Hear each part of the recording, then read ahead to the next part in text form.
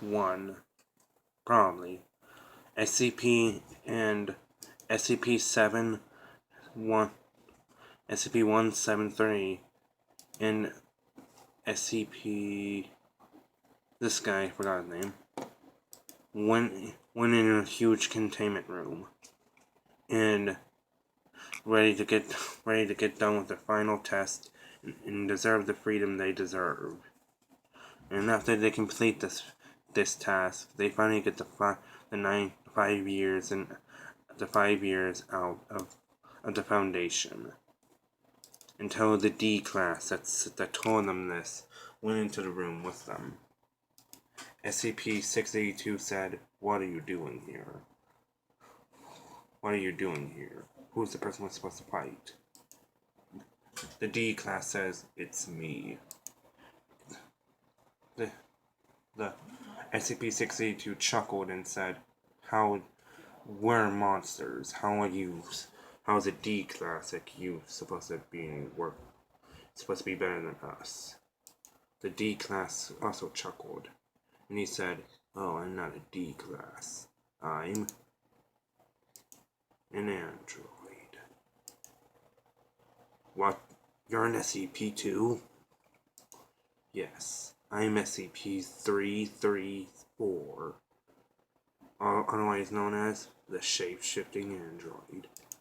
The shape-shifting android can make any of its body parts. Sadly, it can only shapeshift its body parts, but it can't shapeshift its whole body, but it still makes it extremely powerful."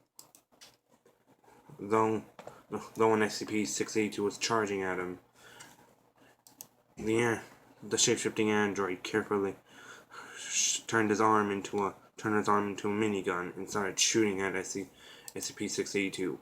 While Peanut was starting to chase after him, the android made his other arm into a knife, and they all thought Peanut got impaled. But turns out it just hit its side like Shrek.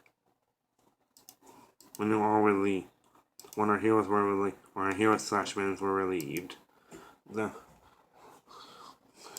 this guy, I cannot remember his name, charged at the shape-shifting android, but he quickly hit this guy away, and then while he hit him away, he quickly chuckled and said, "You guys are no match for me.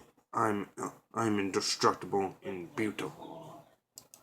And as they all were tired, they all about to meet their doom, until a faithful hero, one so brave it went inside the shape-shifting cyborg. As the shape-shifting cyborg was suddenly having some system failure, and it was all thanks to SCP-999. SCP-999 somehow got inside the shape-shifting android's system and slipped inside SCP-999's system because of his liquid body. And as they went inside, the android short-circuited and shut down. As they were all surprised, as our heroes/villains were surprised, SCP-999 has saved their lives. Even SCP-682 was surprised, and he hated SCP-999 the most. As a voice went over the intercom, saying, "Congratulations, my SCPs, you have earned your freedom. But sadly, it's not 5 years, it's 5 weeks." As 682 replied, "5 weeks? That's nothing!" As the guy in the intercom said, "Well, actually, when you come back, you get to design your rooms each way you want to." As they all were excited, SC Peanut said, "I want my room to have lady statues." As everybody looked at him, and he said, "What? I like girl statues."